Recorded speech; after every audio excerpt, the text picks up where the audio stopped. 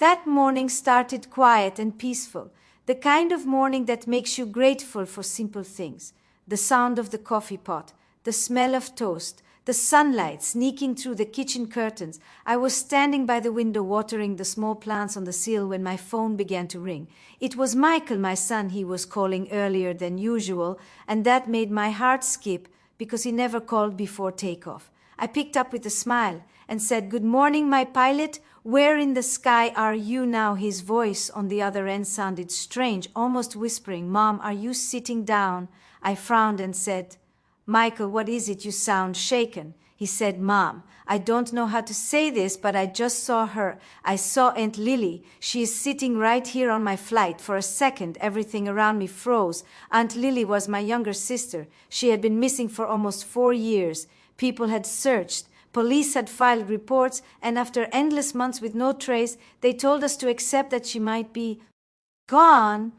But my heart had never fully believed it. I always lit a candle for her.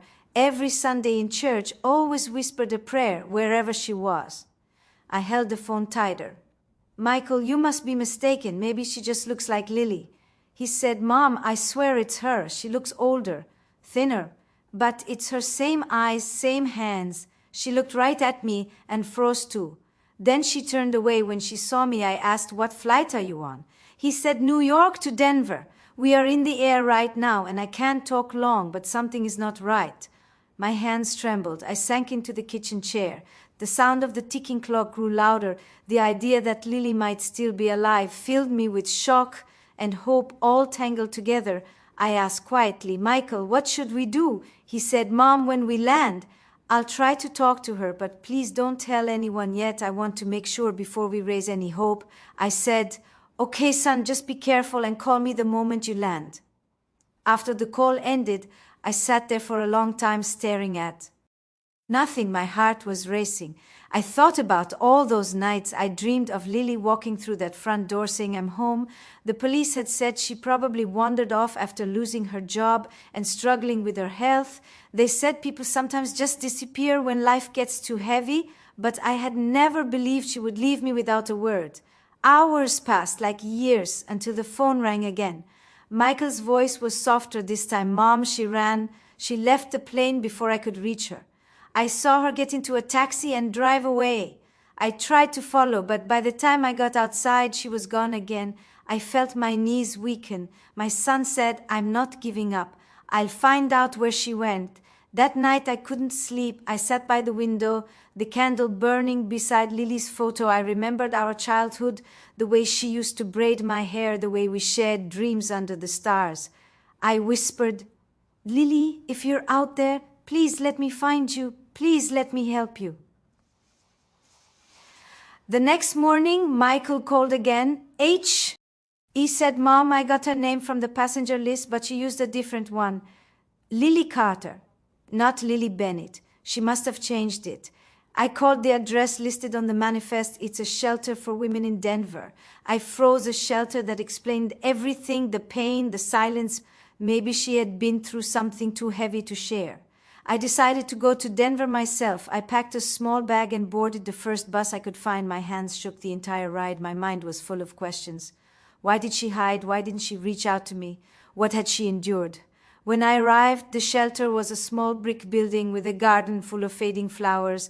A kind woman at the desk looked at me with gentle eyes. When I asked for Lily Carter, she said, "I'm sorry we can't release information about our residents." I begged her, "Please tell her Mary Bennett is here. Tell her her sister came all this way."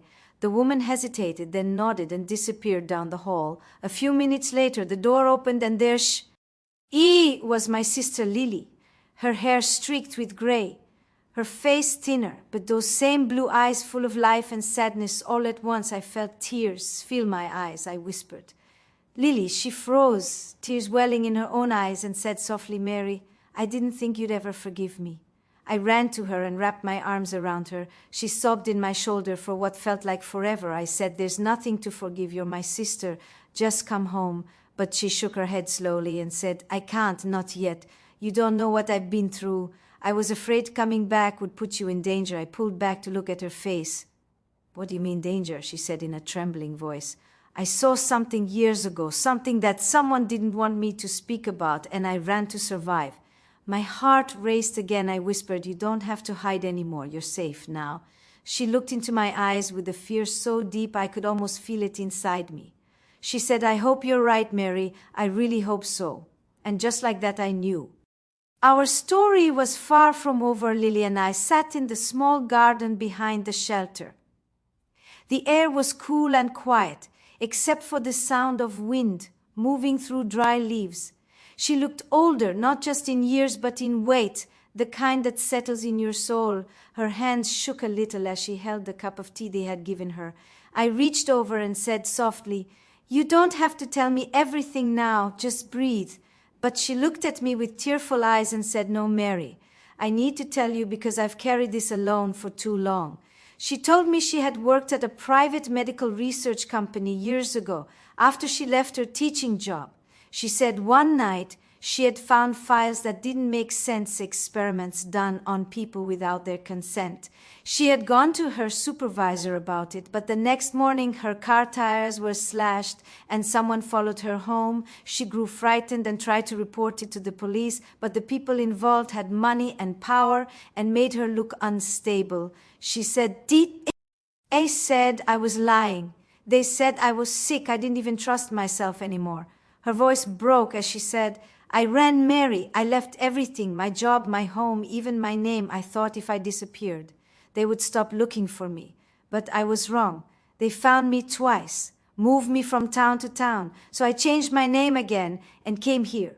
I've been volunteering at this shelter since then. It's the only place that ever felt safe." I sat there in shock, listening to her words. Every memory of the last few years flashed through my mind. All those nights I prayed for her. All those mornings I woke up thinking I saw her shadow at the door. And it all made sense now. The silence, the distance, the fear. I touched her hand and said, "You're safe now, Lily. I promise I won't let anyone hurt you again." But she looked away and whispered, "I don't know if anyone can keep that promise."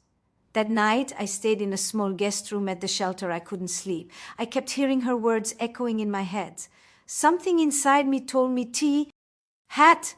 her story wasn't finished, that there was more danger than either of us knew. In the morning, I called Michael and told him everything. He was silent for a moment, then said, "Mom, I think I can help. I still have contacts at the airline and a friend who used to work with airport security. Maybe we can trace who booked her ticket or if someone else was traveling under a false name." I said, "Be careful, son, please." Later that day, Lily and I walked through the city streets together. She showed me the cafe where she sometimes helped serve food for homeless women. She waved at a few people who smiled back warmly. I could see that even in her pain, she had found ways to help others. She said, "It's strange, Mary. The more broken I felt, the more I wanted to help people. I thought maybe if I could make someone else's day easier, then maybe I wasn't completely lost." I squeezed her arm and said, "That's what makes you brave." When we returned to the shelter, the same kind woman at the desk came over and said, "There's a Anne who came asking for you earlier." "Lily, he said he was from your old company, but I told him you weren't here." Lily froze. Her face went pale. She whispered, "They found me again, Mary. We have to go." My heart started to race. I said, "Where will we go?" She said, "There's a woman in Montana who used to work with me. She knows everything about what happened, and she has proof. If we can reach her, we can end this." She took my hands and said, "You don't have to come, but I can't hide anymore. I have to make it right." I looked into her eyes and said, "You think I'd let you go alone after all these years? Not a chance." We left that night under a soft drizzle. I drove an old borrowed car. Lily sat beside me, wrapped in her gray coat, clutching a small notebook close to her chest. We drove for hours through the quiet roads, her head leaning against the window lights from small towns passing by like ghosts in the rain. At one point she whispered, "I dreamed about you so many nights, Mary. I dreamed you would find me, but in my doctor. Eames, I always woke up before you did." I smiled softly and said, "Then this time, don't wake up just yet. By morning, we reached a motel near the state line. Lily was exhausted. I told her to rest while I went to get some breakfast. But when I returned, the door was slightly open and her bag was gone. My heart sank. I called out her name, but there was no answer, only the sound of wind against the thin curtains. I rushed outside and asked the clerk if he had seen her. He said a man came by earlier with a black car. The woman left with him. She didn't look scared. She just nodded and went. I felt a wave of panic rise inside me. I grabbed my phone and called Michael. He answered immediately. "Mom, what's wrong?" I told him what happened. He said, "Stay where you are. I'll find her. Just please don't go after them alone." But I couldn't sit still. I could feel it deep inside. Something was wrong and I wasn't going to lose her again. Not this time. I ran out into the empty parking lot calling her name, but only the sound of W. Ind answered me. The sun was still rising, its pale light stretching across the wet pavement, and for a moment I just stood there, feeling helpless. I had found her after years of believing she was gone, and now she had vanished again. My hands were shaking as I clutched my phone, hoping for a call, hoping for something. Michael called back within minutes. He said, "Mom, listen to me carefully. I checked flight records and passenger lists. There was no official record of Lily boarding your flight yesterday. Someone else booked her ticket with an alias. I think she was trying to reach that woman in Montana before someone else could," I said. "But how could anyone know we were coming here?" He paused, then said, "Maybe someone at the shelter talked. Or maybe they've been following you both since she reappeared. Mom, you need to leave that motel now." I packed my bag quickly and checked out the drive. North felt endless. My thoughts kept circling around Lily, her courage to face what she ran from, her pain, her strength. I remembered how she used to read books in the evening when the house was quiet, how she would hum softly while folding laundry. I kept hearing her voice saying, "I have to make it right." Hours later, my phone buzzed. Poured me coffee and asked if I was traveling alone. I nodded and tried to smile. She said, "I've seen that look before, honey. You're running from something or maybe running toward it." I didn't answer, but her words stayed with me. When I left the diner, I noticed a folded piece of paper tucked under my car's windshield wiper. It said, "Go back before it's too late." I felt a chill down my spine. Someone had been watching me.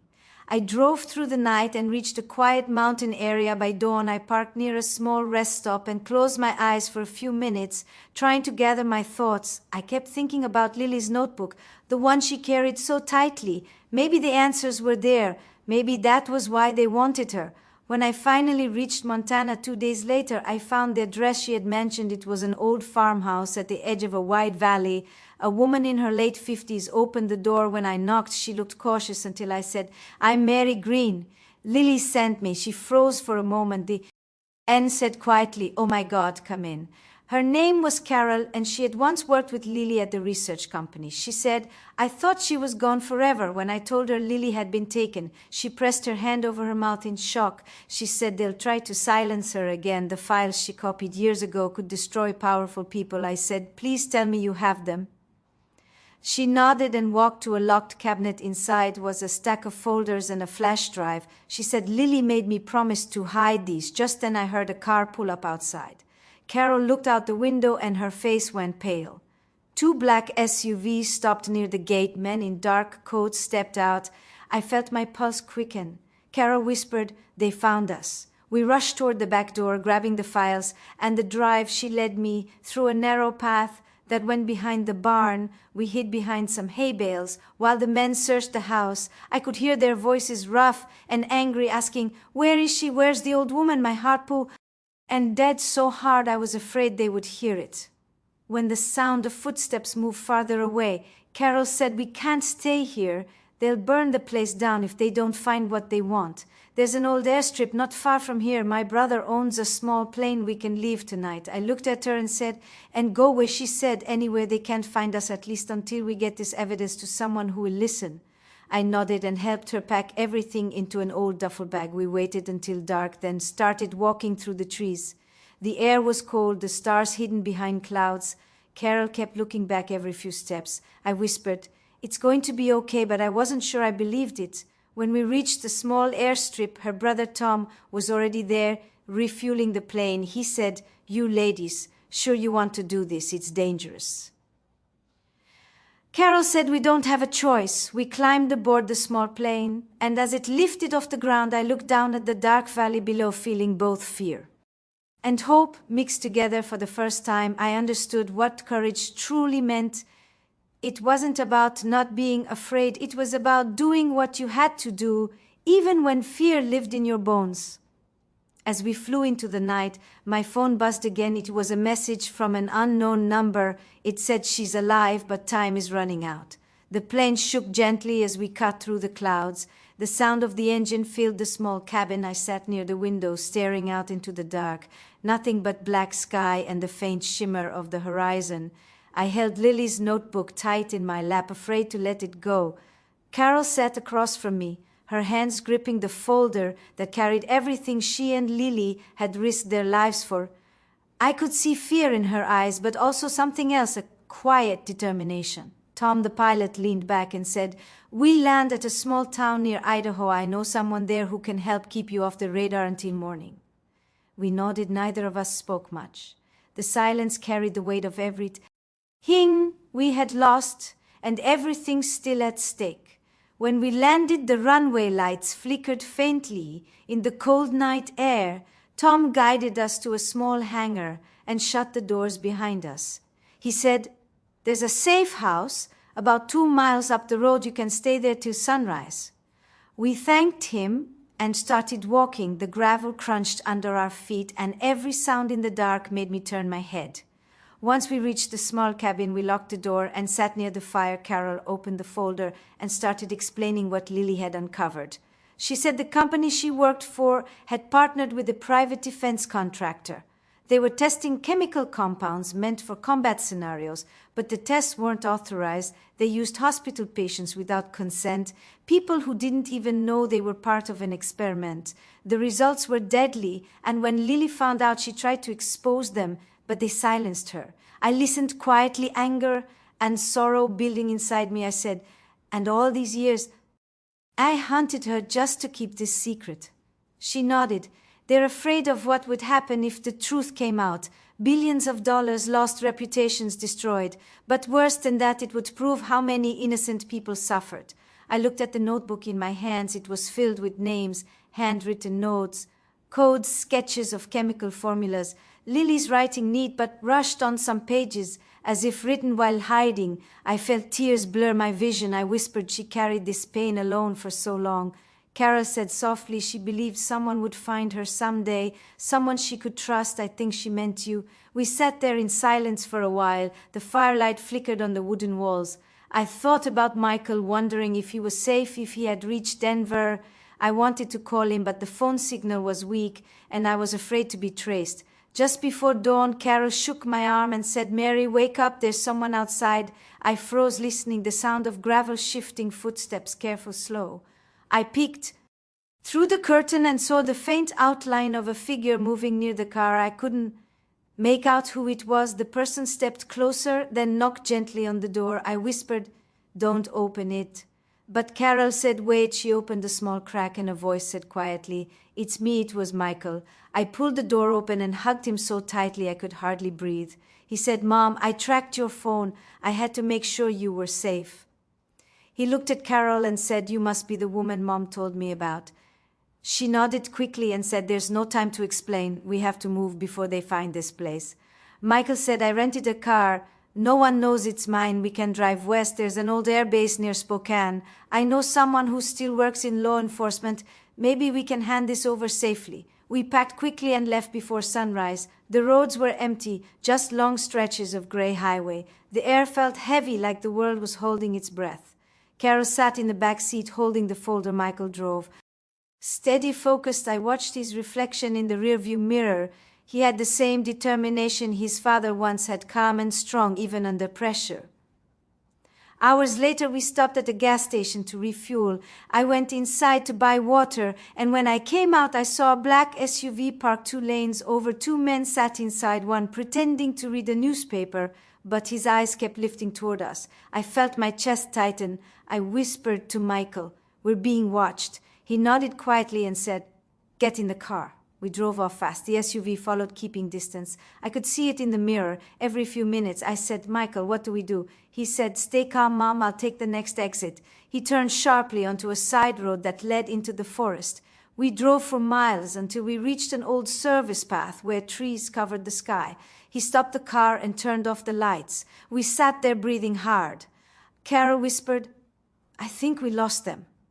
For a while we waited in silence. The forest was still the sound of distant wind. Being through the branches, then my phone buzzed again. A new message appeared. It said, you cannot save her alone. Trust no one. My stomach dropped. I showed it to Michael. He frowned and said, whoever this is, they're watching every move. We have to finish what she started before they do. We drove again until we reached the outskirts of Spokane and stopped at a small police station. Michael's old friend Mark worked there. He greeted us with confusion and worry when he saw the state we were in. Michael said, Mark, please, you need to see this. Carol handed him the folder and the flash drive. He looked through it, his face tightening as he read more. After a long silence, he said, I believe you, but this goes higher than me. The people involved have connections. Even here, you'll need federal protection if you plan to expose this. I said, we just want to find Lily. He looked at me sadly and said, if she's still alive, she's running out of time. Before we could ask what he meant, his radio crackled with static of voice. Said officer, we have reports of a fire near the old hangar outside town. Mark froze. That's Tom's hangar. I realized it instantly. My throat went dry. That means they found us again. We drove toward the old hangar as fast as the car could go. The sun was setting behind the hills, painting the sky in shades of red and gold, and for a moment it looked almost peaceful. But inside, my heart was breaking. The closer we got, the thicker the smoke became, black and heavy, drifting across the empty fields. Michael kept his hand steady on the wheel, his jaw tight. I could see the worry in his eyes. When we reached the hangar, it was already half gone. Flames rose high, licking at the metal walls. The air smelled of burning oil and wood. Carol gasped beside me and covered her mouth. Oh, no, Tom. She jumped out of the car before I could stop her. Michael and I followed. The firefighters were already there, spraying water from 2 trucks, but it was too late. The building was nothing but fire and ruin. One of the firefighters stopped us and said, you can't be here, ma'am. This area isn't safe. Carol said, my brother was inside. Please tell me you got him out. The man looked down for a moment, then said, we found someone near the back door, but I'm sorry he didn't make it. I felt my knees go weak. Carol fell to the ground, crying into her hands. I knelt beside her, trying to steady her shoulders, but my mind was racing. Tom was gone, but why now? Why burn the hangar unless they were trying to destroy evidence? I looked toward what was left of the building and saw the faint glint of something on the ground. The firefighter shouted, ma'am, please stay back, but I stepped closer. The object was small metal, scorched, but still recognizable. It was Lily's bracelet, the one she used to wear all the time, silver with a small bird charm. I picked it up, my fingers trembling. Michael came over and looked at it. He whispered, Mom, that's hers, isn't it? I nodded slowly. I don't understand. She wasn't supposed to be here. He said maybe they brought her. After taking her, maybe she was with Tom before it happened. The officer in charge came over and asked if we knew who might have owned the property. I said Tom, but we think someone else might have been here. He said quietly, we found a second set of footprints leading away from the fire, lighter steps. Maybe a woman's size. She might still be alive. My heart leapt. I whispered Lily. We spent the night at a small motel near the highway. Carol was silent the whole time, staring out the window, lost in her grief. I sat beside her and said softly, Carol, I know you're hurting, but if Lily escaped, she's going to need us. She turned to me with red, swollen eyes and said, then we'll find her. Michael spread out a map on the table. He said if she ran, she would go somewhere. She felt safe, somewhere familiar. He pointed to a small town north of the river called Elk Valley. He said, Mom, you remember we used to go there every summer with Lily and Dad? Maybe she went there. The old cabin might still be standing. I said, Quai. Actually, it's worth a try. We left at dawn. The roads twisted through mountains, the fog hanging low like a ghost following us at one point. We stopped for gas, and I noticed a piece of paper tucked into the side mirror. It said she's fighting for her life come before sunset. My hands shook as I showed it to Michael. He said, "Someone wants us to find her, but who?" When we reached Elk Valley, the town looked almost untouched. By time, wooden houses still lined the main road, and the same diner stood at the corner with its faded blue sign. We drove straight to the edge of the forest where our family cabin used to be the moment I saw it through the trees. My breath caught. It was still there, old and worn, but standing. We parked and stepped out. The air smelled of pine and wet soil. I called softly Lily, but there was no answer. Then from inside the cabin we heard a faint noise like someone moving. Michael opened the door slowly, and we stepped in. The place was dimly lit by a single lantern on the table, and there, as he was, Lily sat in a chair, her head bowed, her clothes torn, her face pale. When she looked up, her eyes filled with tears. She whispered, "I knew you would find me, Mary. I ran because they killed Tom. They were going to take me next." She tried to stand but stumbled. I rushed to her side and held her close. My heart felt like it would break. She was thinner, her hands cold, but she was alive. Michael closed the door and said softly, "You're safe now, Lily. We'll protect you." She shook her head. "No, it's not over. They want the files, the real ones, the copies I hid somewhere else." She looked at Carol and said, "I couldn't let you risk your life again. I hid everything before they caught me." Carol knelt beside her, crying quietly, saying, "You brave, foolish woman, you should have told me." Lily smiled weakly and said, "I couldn't drag you back into the dark." Michael said, "Where are the files, Lily? You have to tell us." She pointed toward the fireplace and said, "Beneath the stone with the mark of a star, I hid a small metal box. W.E. moved, quickly lifted the stone, and there it was, a rusted tin box, sealed tight. Inside were several old flash drives and a few photographs. Lily whispered, "These drives hold everything, the names, the transactions, the tests, everything we need to stop them. But if they find out we're still alive, they won't stop until we're all gone." I took her hand and said, "Then we make sure the truth gets out this time, I promise." Just then headlights appeared outside the cabin. We froze. The sound of engines grew louder. 2 cars stopped near the trees. I felt my heart leap into my throat. Michael whispered, "They found us again." Lily's eyes filled with fear. Carol grabbed the files and whispered, "We go through the back. There's an old trail leading to the river. If we make it there, we can hide in the woods until sunrise." Michael nodded and said, "Mom, take Lily. I'll cover you." I wanted to argue, but there was no time. We slipped out the back door into the cold night, the sound of footsteps closing in behind us. The Fours. T was dark, the ground, uneven branches snapping under our feet. I could hear my own breath loud in my ears. Lily leaned on me as we ran. She whispered, "I'm sorry for all of this." I said, "Don't you dare be sorry. You're the bravest person I know." Behind us, the shouts grew louder. Someone yelled, "Stop, we know you're there." Michael's voice called out from another direction, distracting them long enough for us to reach the river. We crouched behind a fallen tree, the moonlight reflecting off the water. Carol whispered, "We have to keep moving." But I shook my head. We can't leave without Michael.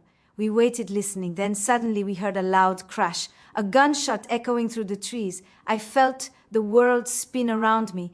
I whispered, "Michael, please be safe." The sound of that gunshot froze my whole body. My breath stopped for a second, and then I started to shake. I could not see Michael anywhere, only the dark forest around us and the echo of shouting fading into the distance.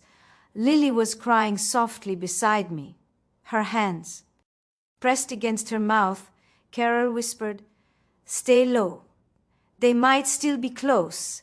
We crouched behind the fallen tree and waited, afraid to move, afraid to even breathe. Minutes passed, but they felt like hours. The forest was quiet again, too quiet. I whispered to Carol, "I have to find him." She grabbed my arm and said, "You cannot go now, Mary. We do not even know who is out there." I looked at her and said, "He is my son, Carol. I cannot leave him." She saw the look in my eyes and finally nodded. "Go, but be careful." I told Lily to stay hidden and promised I would come back. I started moving through the trees, keeping low, stepping over roots and stones. My heart was pounding so loud I was afraid they could hear it. I followed the direction of the sound until I saw a faint light ahead. It was a flashlight lying on the ground, flickering weakly beside a broken branch. I called out softly, "Michael," but there was no answer. Then I saw him lying a few feet away. He was alive, but his shoulder was bleeding. I dropped to my knees beside him and whispered, "Oh, thank God you are okay." He grunted and said, "It is just a graze, Mom. Do not worry." I smiled through tears. "You scared me half to death." He said, "We have to move. They are still close." I helped him stand, and we moved back through the trees, slowly, careful not to make noise when we reached the river. Carol and Lily were waiting. I could see the relief on their faces when they saw Michael alive. I tore a piece of my scarf and pressed it against his shoulder. He smiled weakly and said, "You always said this scarf would come in handy." Lily said quietly, "We have to cross the river. They will search this side soon." The current was strong, but there was a shallow stretch downstream. I helped her wade across the cold water biting into our skin. When we reached the other side, we climbed up the bank and found an old hunter's cabin hidden among the pines. We pushed the door open and went inside. It was dusty and smelled of wood and smoke, but it was safe, for now I helped Michael sit down car. All lit a small lamp. Lily collapsed onto a cot, exhausted. I could see how much pain she was in her face. Pale, her breathing shallow. I said, "We need a doctor." Michael shook his head. "Not yet. If we go to any hospital, they will find us. We have to wait until morning." Carol took out the box with the drives and said, "We cannot run forever. We need to send this information somewhere safe." I said, "Who can we trust?" She thought for a moment, then said, "There is a journalist in Seattle named Claire Winters. She used to investigate corporate corruption. If anyone can expose this, it is her." Michael said, "I can get us there, but we need to rest first." We stayed in that cabin for the rest of the night. The wind howled outside, branches scraping the roof. Lily dozed off, and I sat beside her watching the small flame of the lamp flicker. I thought about all the years we had spent apart, and how after all that time she still had the courage to stand up for the truth.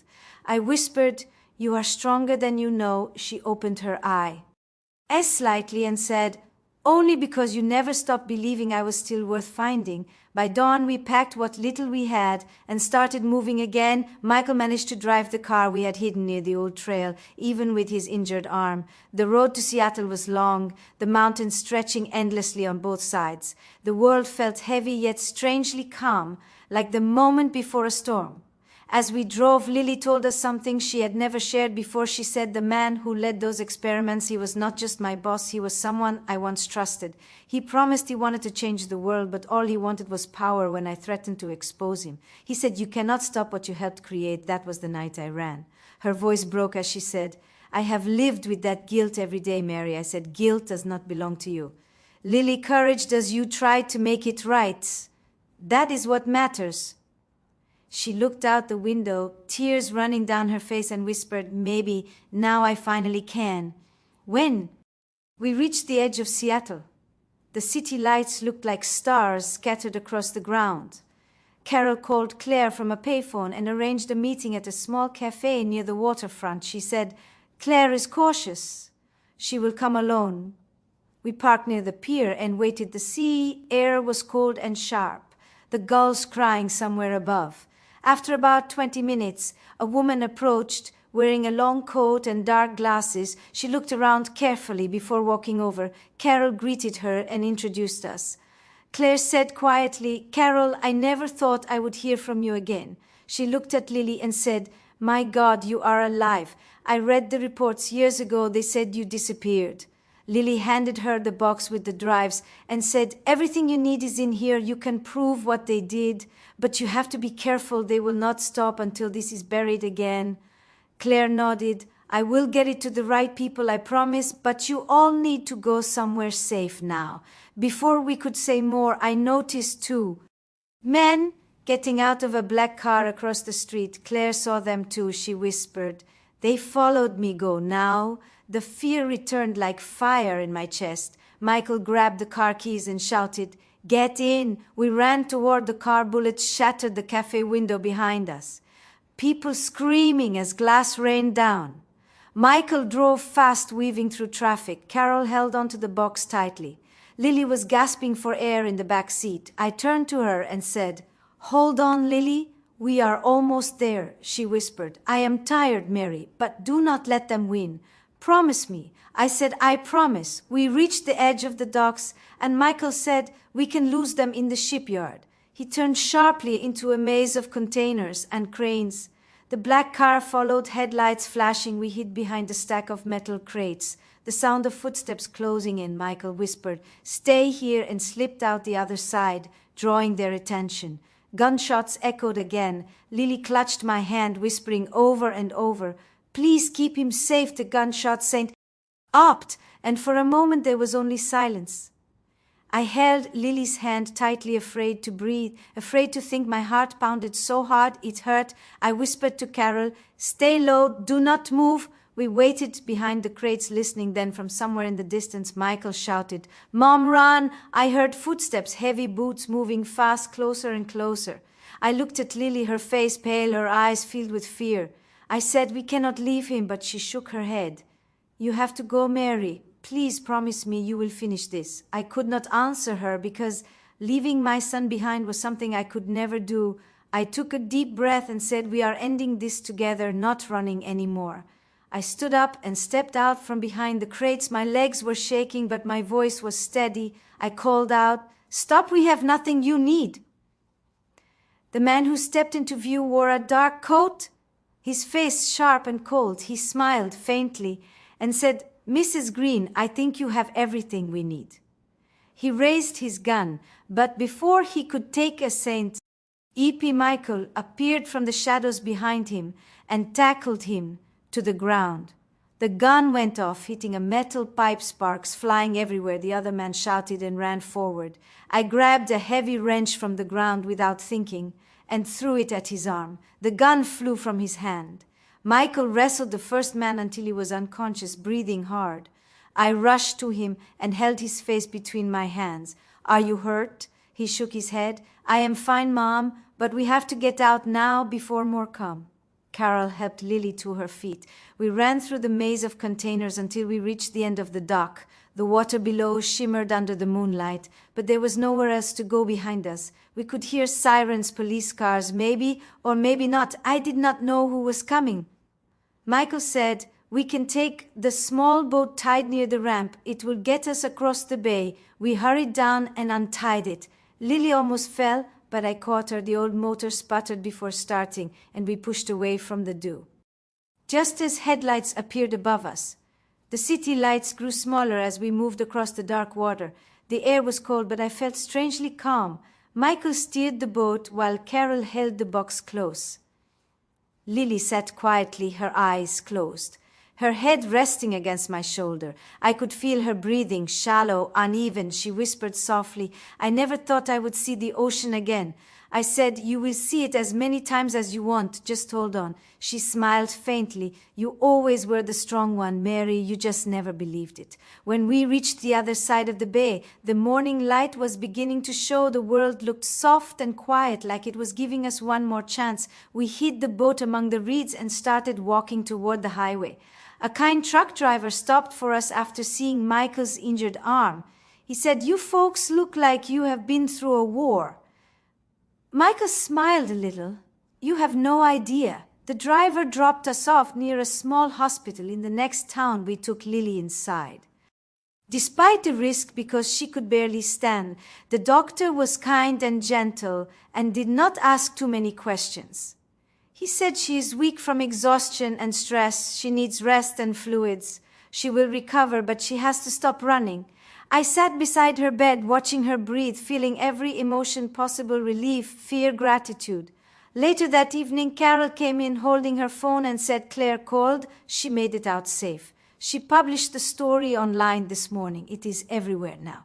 News networks, reporters, government agencies, everyone is talking about it. Lily opened her eyes slowly. What did she say? Carol smiled through tears. She said the world finally knows the truth. Lily started to cry quietly, her shoulders shaking. I held her hand and said, "You did it, Lily. You were brave enough to stand up against them." She whispered, "No, Mary, we did it together. I could not have survived without you."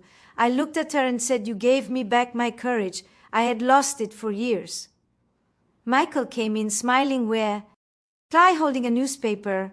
The headline read, "Whistleblower exposes illegal human trials. $1 billion corporation under investigation." He said, "You should see the people outside Mom Reporter's cameras. Everyone wants to know who you are."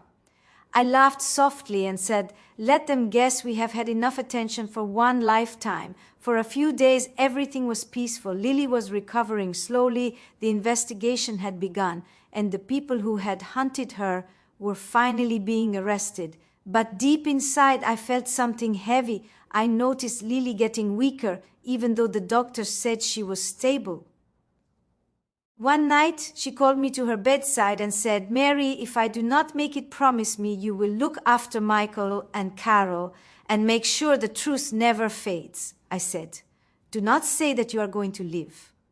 She smiled softly and said, "I already lived more than I ever expected because you found me again." She reached for my hand, her fingers trembling, and whispered, "Do not let fear win, not in your life, not in anyone's." Then she closed her eyes. The machines beside her started to beep, and the doctor rushed in, but I knew before he said anything that she was gone. I felt the world go silent. I held her hand and cried like a child. Carol stood beside me crying too.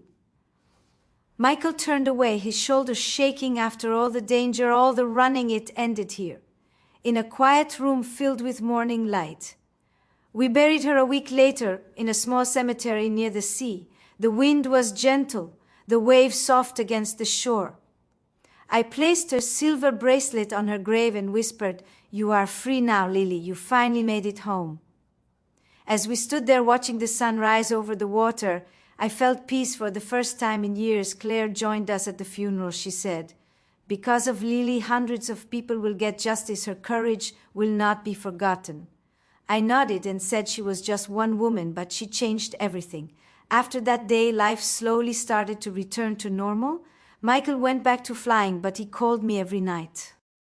Carol moved to a quiet town and started working with a charity for victims of corporate abuse, and I stayed in our small house, tending my garden and writing letters to Lily that I would never send, because sometimes writing to someone who is gone still makes you feel close to them.